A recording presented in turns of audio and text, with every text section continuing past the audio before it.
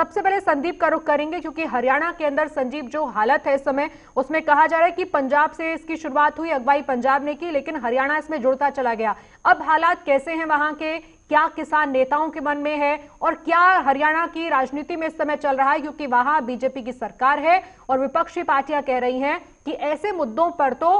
सरकारें बदल जाती हैं, सरकारें गिर जाती हैं, कब तक चुप बैठेगी बीजेपी हरियाणा के अंदर?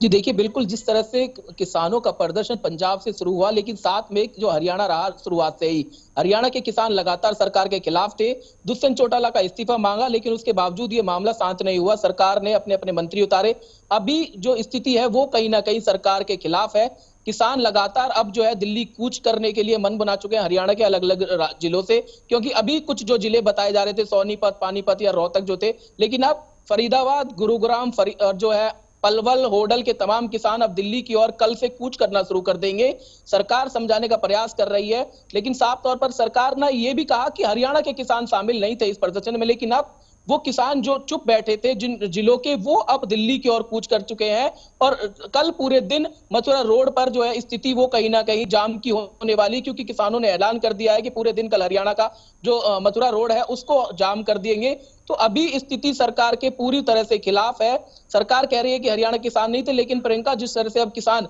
फरीदाबाद और पलवल, होडल और गुरुग्राम के जो है अब सड़कों पर उतर आएंगे और दिल्ली जाम कर देंगे। उन्होंने साफ यह भी कर दिया है कि दिल्ली में अब हरियाणा की जो सब्जियां होती हैं, दूध होते हैं या फिर जो फ्रूट होते हैं, वो दिल्ली में नहीं जाने देंगे। तो कहीं ना कहीं बेहद गंभीर स्थिति अब जो है सरकार के खिलाफ खड़ी होने वाली है, जिस तरह से किसानों ने आज जो है बात कही है और फैसला लिया है कि संदीप, एक और भी चीज है, जल्दी से बताइएगा, इसके बाद तमाम मेहमान हमारे साथ जुड़ेंगे, कि अभी तक जो हरियाणा राज्य के अंदर बीजेपी कर सकती थी, अपनी गवर्नमेंट में किसानों तक आवाज पहुंचा सकती थी, किसान नेताओं को रोक सकती थी, उसमें अगर कामयाबी नहीं मिली तो क्या उसकी वजह है कि वो केंद्र सरकार की तरफ देख रहे हैं कि वहां से क्या आएगा मैसेज?